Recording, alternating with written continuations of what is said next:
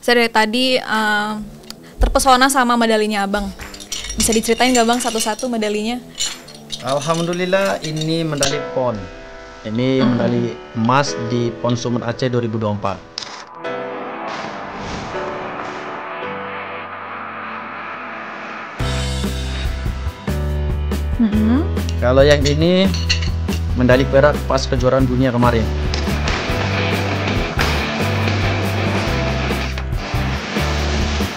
Judul. Kalau yang satu ini Asia di Dubai.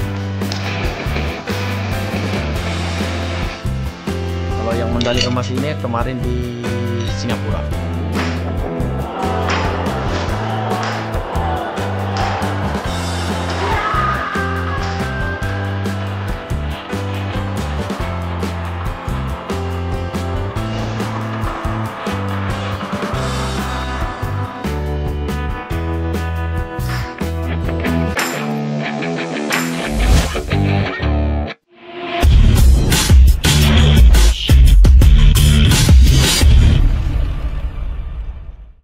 Halo semuanya, kembali lagi dengan saya Sertu Kuatkania di Katika Podcast. Hari ini kita kedatangan narasumber yang sangat luar biasa. Beliau adalah seorang prajurit angkatan darat berprestasi, seorang atlet pencaksilat yang baru saja kemarin berhasil meraih medali emas di ajang bergengsi Nusantara Championship 2025. Dan juga saat ini saya sudah bersama Sertu Igi Rangga Barani.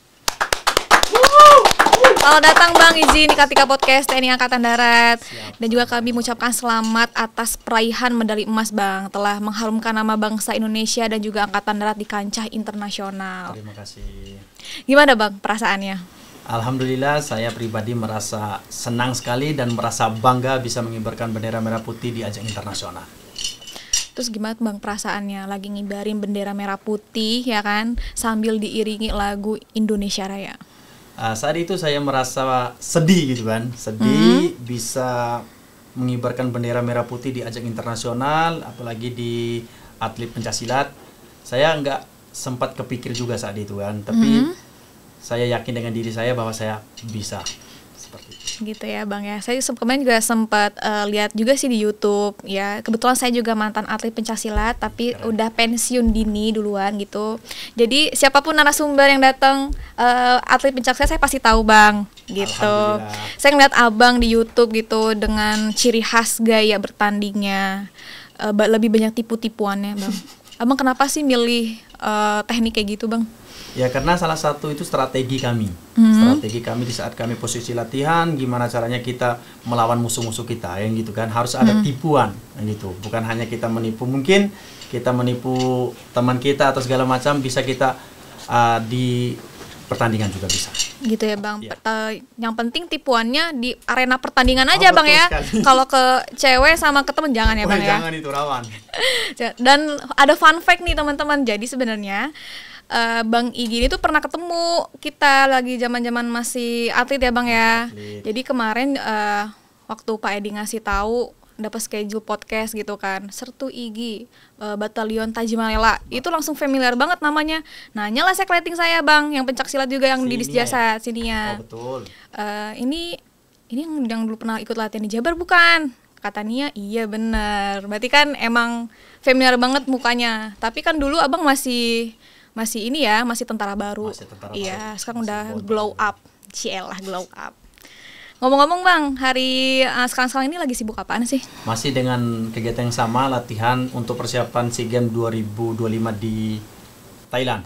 Oh di Thailand. Oh, oke Bang. Pada saat kemarin bertanding di mana? Di Singapura. Di Singapura. Abang main kelas apa sih? Aku main di berat 75-80, kelas G putra. Kelas G, ada berapa personel tuh Bang Indonesia ngirim? Kemarin kami dari tim Indonesia ada 7 atlet. Berarti nggak semua kelas ada dong Bang? Nggak semua kelas. Dikarenakan saat itu kami hanya sebatas ajang tryout saja sebenarnya. Oh gitu. Karena event yang kami siapkan untuk sementara ini SEA Games. Berarti itu hanya ada berapa negara Bang? Ada kemarin ada 5 negara. 5 negara. Apa aja tuh Bang? Itu pun nggak dikirim semua. Thailand, Singapura, Malaysia, Indonesia sama Brunei. ASEAN doang ya Bang ya? Iya betul. Oke, itu kan namanya Nusantara Championship, namanya Nusantara. Tapi kenapa mainnya di Singapura ya bang? Ya itu sih Bang Boyka juga belum tahu. Kami sebagai atlet ngikutin saja gitu kan. Iya, Apabila ada betul. kejuaraan ya udah kita ngikut seperti itu. Baik Bang Igi. Nah, di final ini kan Bang Igi berhasil nih mengalahkan atlet dari Malaysia. Betul. Strategi khusus apa sih yang Bang Igi terapkan hingga akhirnya berhasil mengalahkan lawan di partai final? Tentunya strategi yang saya udah siapkan bertahun-tahun atau berbulan-bulan untuk mengalahkan lawan-lawan saya di luar negeri. Soalnya dari Malaysia udah sering sekali saya ketemu sama beliau. Udah 3 atau 4 kali saya ketemu sama beliau, masih lawan yang sama. Dikarenakan atlet pencaksilat itu adalah atlet yang begitu-begitu saja muka-mukanya gitu kan. Jujur banget sih Bang. Oh, betul. Iya, Nah, iya, iya. seperti itu. Makanya alhamdulillah di saat saya pernah mengalahkan beliau dan saya akan mengasah terus senjata saya seperti itu. Dari kelima negara ini nih Bang, menurut Abang negara mana yang paling berat? Yang paling berat semuanya paling berat sih bagi saya ya. Tapi yang kemarin alhamdulillah sedikit kurang gitu kan bagi saya. Kurang keras gitu kan. Apanya tuh Bang? Kurang keras perlawanannya gitu. Jadi yang lebih sadis banget itu adalah Vietnam sama Singapura. Sadisnya tuh kayak gimana Bang? Ya sadisnya dalam arti strategi dan latihannya mereka keras. Makanya saya harus lebih semangat lagi untuk berlatih. Gitu ya Bang. Terus dari antara 7 kelas ini ada berapa medali Bang? Kami mendapatkan 5 medali emas, 2 medali perak. Itu semuanya yang fighter semua ya Bang ya? Fighter semua. Yang seni nggak ada? Nggak ada yang lain. Oke, itu tentara semua Bang yang Yang turun? tentara cuman saya yang dikirim kemarin di Singapura. Tapi ada satu lagi letting saya, Sarif. Tapi dia bagian seni. Oh, Bang Syarif. Betul. Iya, Bang Syarif. Iya ya. Iya kan dia tentara juga Bang Syarif. betul. Halo Bang Syarif. Udah ketemu sama Bang Igi. Oke deh Bang. Pastinya kan kalau sebelum bertanding itu ya, kita udah tahu nih lawannya misalnya dari Thailand, Vietnam dan lain sebagainya. Dan kita juga pasti tahu dong dan pasti kenal sama lawan kita kan Bang. Betul sekali. Pasti tahu si ini mainnya kayak gini, si itu lawannya kayak gini. Nah itu Abang punya ritual khusus nggak Bang sebelum bertanding? Yang jelas Menghadapi untuk mereka. pemanasan udah wajib itu. Wajib kita melaksanakan visualisasi. Itu sama dengan ritual tadi kan, tapi bukan hanya sekedar ritual kita bisa menjatuhkan tanpa disentuh kan gitu kan. Iya, betul. Tapi dengan visualisasi gimana caranya kita bertatapan di saat kita di gelanggang nantinya seperti apa gitu. Jadi strategi yang harus kita siapkan di luar dari di gelanggang seperti itu. Oke Bang. Terus pada saat memasuki arena pertandingan pastinya kan ada orang yang overweight, Betul. kadang ada yang under. Ini Abang apa nih, underweight atau overweight? Masuk semua itu kalau nggak salah di situ.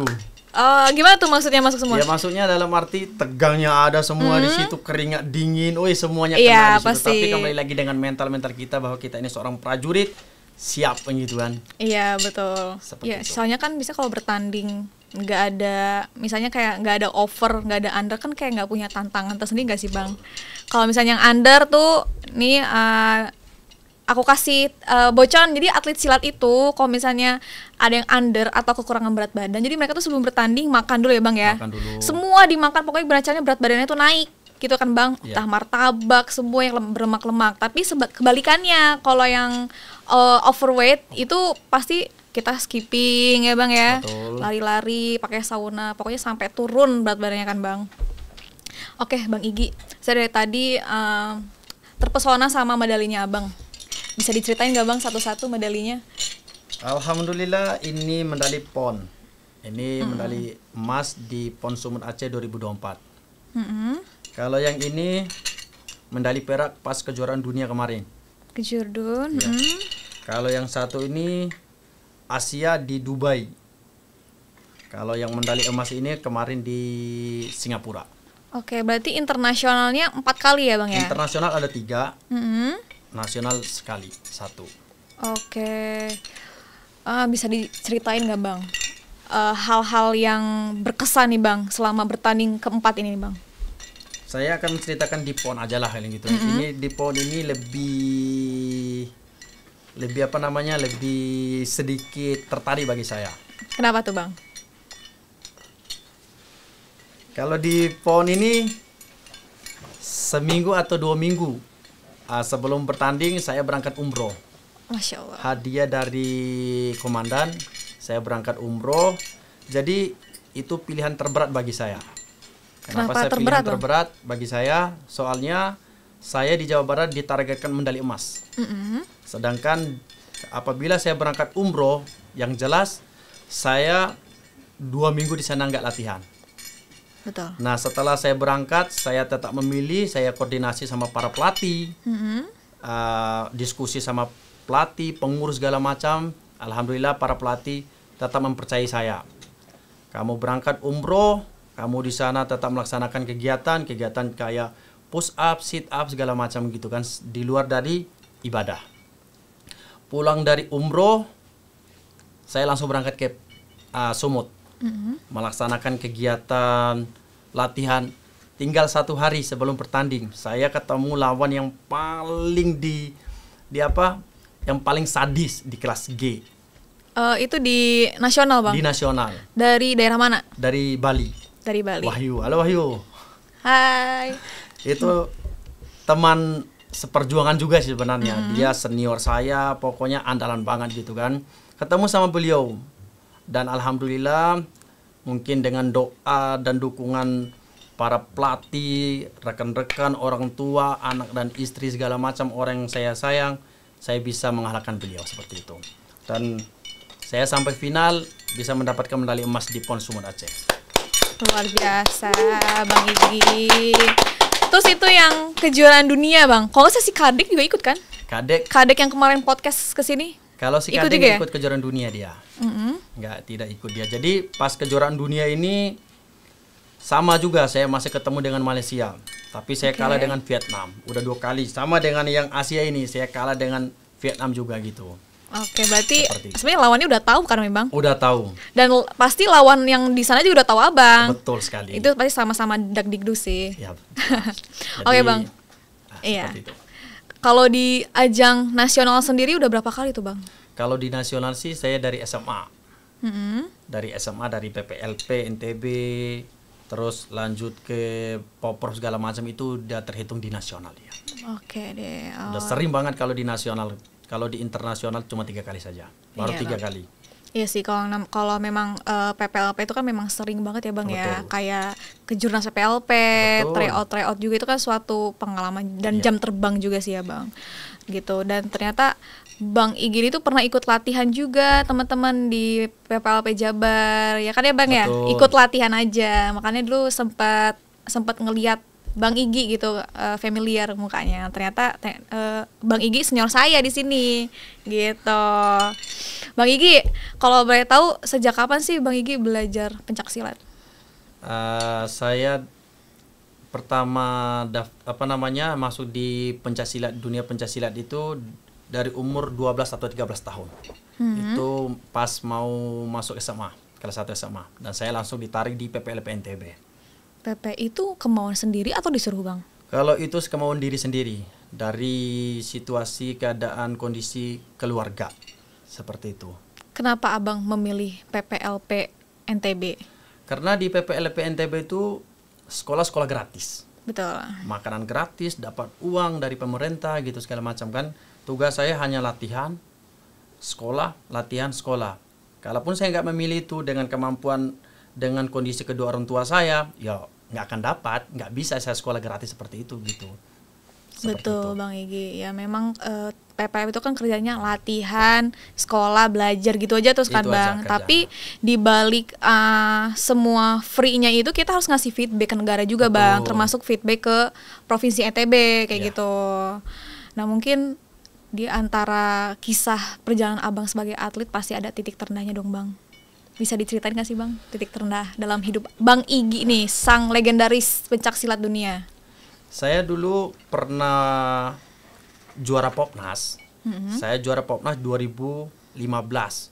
Itu waktu saya SMA kelas 3. Dan saya lagi semangat-semangatnya mau berjuang betul kan. Dan di situ ada siapa yang juara Popnas akan mengikuti Asian School. Itu waktu remaja gitu kan. Saya betul-betul semangat. Dan pas disampaikan para pelatih, saat itu kelas saya nggak ada. Dan saya langsung nggak semangat, langsung dari udah naik di atas banget, terus dikasih tahu saya nggak semangat sama sekali. Nah setelah itu saya berhenti latihan, jadi pelatih saya bilang, emang cuma segitu? Pelatih saya pernah bilang gitu. Itu pelatih PPLP saya bilang, sampai segitu saja gitu kan. Emang nggak ada lagi mau mengejar cita-citamu atau apalah gitu kan. Nah saya masih mikir, masih sakit hati gitu kan. Udah juara Popnas, udah juara Popbil segala macam, kenapa saya nggak terpilih gitu kan. Kirain saya dulu itu dari ke internasional itu gampang banget gitu kan. Bisa, salah satunya saya bisa bercita-cita bisa masuk ke Platnas sampai kayak sekarang ini gitu kan. Saya berpikir, nggak gampang ternyata ya untuk menginjak ke internasional, nggak gampang gitu. Makanya saya selalu semangat berlatih seperti itu. Oh itu dalam menghadapi event apa tuh bang pada saat itu? Asian School, tapi saya nggak ikut. Oh itu abang kelas apa mainnya? Kelas I. Kelas I, berat juga ya bang ya? 76971 72. Turun sekarang ya bang ya. Iya. Yang mungkin hasil gemblengan di angkatan darat kali bang, jadi turun berat badan abang kan. Oke nih bang, kenapa sih abang memilih pencak silat, nggak milih olahraga yang lain? Karena memang di kampung saya dulu, saya asli NTB gitu. Di NTB itu cuman yang bikin saya tertarik itu adalah pencaksilat. Seninya, seni budaya. Jadi saya memang bukan tertarik awalnya, nggak senang ini yang namanya atlet, nggak suka sebenarnya. Oh ini atlet, ini nggak suka. Karena memang jiwa saya dulu jiwa petarung jalanan. Mukul orang kabur. Berarti memang dari kecil Bang Igi ini anaknya emang suka berkompetitif ya Bang ya? Ya bisa seperti itu. Pukul orang kabur gitu. Jadi di kampung kami itu yang namanya NTB khususnya Bima Dompu gitu kan, Dompu Kempo. Jadi di kampung kami itu aja kerjaan saya.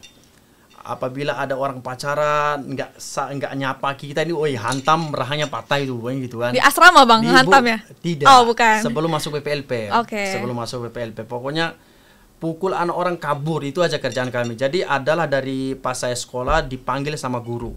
Karena saya kesering masuk BK juga, kesering orang tua orang ini datang ke rumah minta damai, minta apa segala macam. Dari ada salah satu guru yang bilang, daripada kamu seperti itu lebih baik kamu ikut pencaksilat.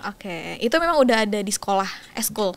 Iya, ada di sekolah. Udah ada. Ada itu pun baru 1 bulan atau 2 bulan dibuka. Nama perguruannya apa? Pencak Organisasi. Pencak Organisasi. Sampai detik ini ya Bang ya? Sampai detik ini. Dan alhamdulillah saya mengikuti kejuaraan tersebut, dan pertama saya tanding dan saya langsung juara 1. Pertandingan apa waktu itu Bang? Itu antar perguruan. Oh iya. Antar perguruan. Antar perguruan tapi nasional atau hanya intern NTB? Masih di NTB itu masih daerah. Nah, seperti itu. Tapi memang sih orang Biman itu terkenal keras-keras gitu Bang. Jujur ya Bang, ini hatinya baik. Iya. Oh ya. Ini fun fact lagi nih Bang. Dulu juga saya waktu masih di PPLP, kalau misalnya ada tryout atau apa gitu ya Bang ya, kalau misalnya udah berhadapan sama NTB, Jawa Tengah, itu sebenarnya hati saya deg-degan banget Bang. Keras itu ya. Apakah dengan tipikal tubuh orang Jawa Barat atau orang Sunda itu kan kecil-kecil ya Bang ya. Istilahnya tulangnya itu kecil-kecil, harus berhadapan sama orang NTB, orang Jawa Tengah yang memang udah dibentuk dari alamnya seperti itu. Betul. Itu tuh shock terapi banget sih pertama kali masuk pencaksilat kayak gitu. Dan alhamdulillah dari pencaksilat bisa membawa kita Bang untuk mengharumkan angkatan darat. Luar biasa. Baik Bang Igi, nih sebagai seorang prajurit angkatan darat ya Bang, bagaimana sih Bang Igi membagi waktu antara tugas sebagai prajurit dan latihan sebagai atlet pencaksilat? Alhamdulillah untuk sementara ini saya mendapatkan surat perintah dari pimpinan atas untuk melaksanakan kegiatan latihan pencaksilat, untuk lebih fokuskan ke atlet untuk persiapan SEA Games 2025 di Thailand seperti itu. Makanya untuk kedinasan saya masih off dulu mungkin, bukan jadi apabila ada dadakan panggilan segala macam saya tetap melaksanakan kegiatan itu. Oke Bang, berarti kalau misalnya lagi off TC nih Bang, itu Abang kerjanya di kantor ngapain aja sih Bang? Ya, Boleh saya tetap spill latihan dikit? aja. Oh, Saya gitu. latihan saja. Kalau udah di off kan, jadi sedikit. Jadi untuk angkatan darat sekarang ini ada atlet tersendiri, Oke, pencak silat militer. Pancasila Iya, militer. yang baru Itu kemarin dibentuk sama Bapak Kasat kan ya, Bang? betul. Di luar dari Pancasila militer juga kami punya tim sendiri khususnya pencaksilat, yaitu yang dinamakan Garuda TNI AD. Itu namanya, Bang. Garuda TNI AD. Garuda TNI. Jadi untuk Garuda TNI AD ini prajurit-prajurit yang berprestasi dimanapun, mau dari Kodam Jaya atau Kodam manapun itu diseleksi dulu, baru bisa masuk tim Garuda TNI AD seperti itu. Salah satunya saya Sarif Nia Alwi. Kak Alwi. Betul. Oke, itu sebagian letting saya sih, Bang. Betul. By the way, kenapa sih pencak silat sekarang ditempatinnya di Disjasat? Kan Abang kan juga awal pencak silat kan langsung ke Batalion 202 Tajimalela ya, Bang ya. Dulu kan sempet di Yonhub kan. Kalau nggak salah sekarang tuh namanya Yonkomlek. Iya gitu. Kenapa nggak ikut join aja, Bang, ke Yonhub pada saat itu? Mungkin dari pimpinan ya. Kalau tim Garuda dulu pernah juga di Platnas. Kita ditampungkan di sana, tapi bahwa kita ini seorang prajurit, kita ditampungkan ke di Disjas. Di sana Disjas. adalah pembinaan khusus buat angkatan darat. Oke, itu Seperti semua atlet kan, Bang? Semua atlet. Semua atlet ya. Kalau boleh tuh di Disjasat ini atlet pencak silat ada berapa personil, Bang? Kalau untuk ini sih, untuk sementara sih yang saya lihat ada 32. 32. Boleh disebutin, Bang, kelas-kelasnya? Under A, kelas B, C, D. Pokoknya full kelas kalau untuk TNI AD. Termasuk yang seni juga, Bang? Termasuk yang seni juga. Ada tim bergu, ada tim ganda putra, Oke. ada juga. Dan itu yang akan direalisasikan di pencaksilat militer itu, Bang. Semua kelas juga rencana bakal ada gitu. Betul. Termasuk Iya. yang seni. Betul. Termasuk yang seni Oke. juga. Nanti untuk coachnya itu gimana, Bang, ke satuan-satuan? Nah, itu kan sekarang ini kan lagi ada PSM, pencaksilat militer. Nah, mereka itu dibina dulu 3 bulan. Oke. Mereka dibina dulu di Batu Jajar. Mereka lah yang menjadi pelatih nanti di perbatalionnya masing-masing. Itu di seleksinya punya basically pencak silat atau gimana tuh, Bang? Ya tergantung dari satuan yang mengirimkan. Oh, oke. Nah, seperti Yang itu. minat aja gitu Yang ya, Bang minat ya. aja Oke, gitu. yang siap Karena menjadi mereka coach. itu akan menjadi pelatih nanti di satuan yang masing-masing. Betul, dan mereka juga kan bakal jadi penerus pencaksilat militer ke depan. Karena Betul kan sekali. pencaksilat militer ini kan baru tahun ini ya, Bang ya, Iya, kemarin betul. sama Bapak Maruli kan. Oke nih, Bang Igi. Selama perjalanan karir Bang Igi sebagai pencaksilat, atlet pencaksilat gitu, udah melewati beberapa tantangan dan berapa banyak event gitu ya, Bang ya. Siapa sih, Bang, sosok terpenting di hidup Abang sehingga Abang berhasil menjadi seorang legenda di sejarah pencaksilat dunia? Kalau untuk itu sih yang jelas anak istri, kedua orang tua, para pelatih. Itulah yang membuat saya ini selalu bersemangat. Seperti itu. Anak dan istri. Betul. Oke, kalau Orang-orang yang sayang sama saya. anak Abang cewek cowok, Bang? Cowok, Oh, cowok. Mau masuk pencaksilat juga? insya Allah. Kalau aku sih tergantung dari anaknya. Anaknya. Ya. Umur berapa sih, Bang? 2 tahun setengah. 2 tahun. Oh, seumur anak saya. Berarti lahirnya Januari kemarin ya, Bang ya? Lahirnya 2023. bulan 4. Oh, iya. Beda dikit lah ya umurnya. Oke deh, Bang. Oke, Bang, seberapa besar sih, Bang, peran dan dukungan dari Angkatan Darat, terutama dari satuan Abang dalam karir Bang Igi sebagai atlet pencaksilat? Alhamdulillah, saya sebagai jajaran Kodam Jaya, Brigif 1 dan Batalion Yonif Mekanis 202 Tajimalela yang selalu mendukung saya, yang selalu memberikan saya semangat.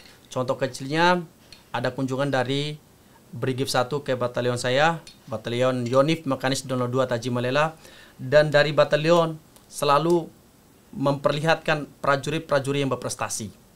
Selalu membanggakan prajurit-prajurit yang berprestasi. Bahwa prajurit berprestasi ada di Yonif Mekanis 202 Tajimalela. Luar biasa, Bang Igi. Baik, Bang, setelah meraih emas nih, apa sih target Bang Igi atau impian Bang Igi untuk ke depan? Tentu saja untuk sementara sih saya lebih fokus ke SEA Games. Saya insya Allah semoga saya diberikan kemudahan, kemenangan, dan saya bisa mengibarkan bendera merah putih di ajang internasional SEA Games nanti. Amin. Amin, ya amin. Oke Bang, kalau boleh tahu Bang bisa diceritain nggak sih Bang training daily Abang? Ala Abang gitu loh. Kalau misalnya kan pastinya kalau latihan di satuan itu kan kadang nggak ada coach ya Bang ya, nggak ada pelatih. Nah itu Abang gimana cara ngelatih diri sendirinya Bang? Jadi saya mempunyai mental juara. Disiplin saya, disiplin militer saya. Jadi sebelum saya melaksanakan kegiatan, saya melaksanakan sholat 5 waktu. Sholat subuh, lohor, asar, maghrib sampai isya. Saya selalu melaksanakan kegiatan hal itu. Dan saya tidak akan pernah melupakan yang gitu kan. Yang kedua, untuk waktu. Apabila saya ada kegiatan kosong, saya pasti akan melaksanakan kegiatan latihan. Tidak ada yang lain kecuali latihan. Latihan. Yang pertama ibadah kan Bang? Ibadah, latihan. Latihan. Oke Bang, terus kalau misalnya lagi ada coach, berarti kan kalau Abang tuh latihan di satuan atau di luar Bang? Sekarang di luar. Di mana Platnas tuh? Taman Mini. Oh di Taman Mini. Betul. Oh berarti sekarang seluruh pelatnas, termasuk yang sipil ya Bang, di Taman Mini semua ya? Iya, ditampung di Taman Mini. Oke, untuk persiapan target SEA Games 2025 ya Bang. Betul. Ya. Oke deh Bang Igi, ini pertanyaan yang terakhir nih Bang Igi. Sebagai atlet juga kan tentunya banyak perjalanan hidup yang luar biasa dan pasti banyak banget pengalaman yang gak bisa Bang Igi lupain. Dan mungkin adik-adik di luar sana juga ingin menjadi seperti Abang. Nah mungkin ada yang ingin disampaikan nih Bang kepada teman-teman Kartika Podcast semuanya. Pokoknya untuk rekan-rekan dimanapun kalian berada, tetap semangat. Jangan bosan, tetap fokus. Ingat, orang lain hanya bisa melihat di saat kita di atas. Tapi di saat kita di bawah, mereka tidak ada yang tahu. Jadi, untuk diri kita, teruslah berjuang dan menjadi yang terbaik. Pam. Bang Igi, ungkapan apa nih yang ingin disampaikan kepada keluarga ataupun kepada rekan-rekan satuan Abang, khususnya mungkin sehingga berhasil mengantar Bang Igi sampai detik ini dan berhasil menjadi saat seperti ini Bang? Alhamdulillah banget. Saya mengucapkan terima kasih kepada yang diutamakan kepada kedua orang tua, anak dan istri, kepada rekan-rekan yang udah sayang sama saya, kepada Komandan Yonif Mekanis 02 Taji Malela, Letkol Infanteri David Nur Hadiansa yang selalu mendukung saya, yang selalu mendukung prajurit-prajurit dan bisa sampai sekarang ini. Terima kasih Komandan, izin. Baik Bang Igi, satu kata untuk pencaksilat. Pencaksilat bukan hanya gerakan, tapi seni menjaga kehormatan bagi bangsa dan negara. Pam. Bangga sekali Bang, menjaga kehormatan bangsa dan negara dan tentunya untuk mewariskan budaya leluhur kita kan Bang tentunya. Terima kasih banyak Bang Igi telah hadir di studio Kartika Podcast TNI Angkatan Darat. Dan kita doakan semoga apa yang Bang Igi impikan bisa tercapai dan juga terwujud demi bangsa Indonesia dan juga Angkatan Darat khususnya. Semoga apa yang disampaikan oleh beliau menjadi semangat dan inspirasi untuk kita semua. Amin. Tetap stay tune di Kartika Podcast. Terima kasih Bang.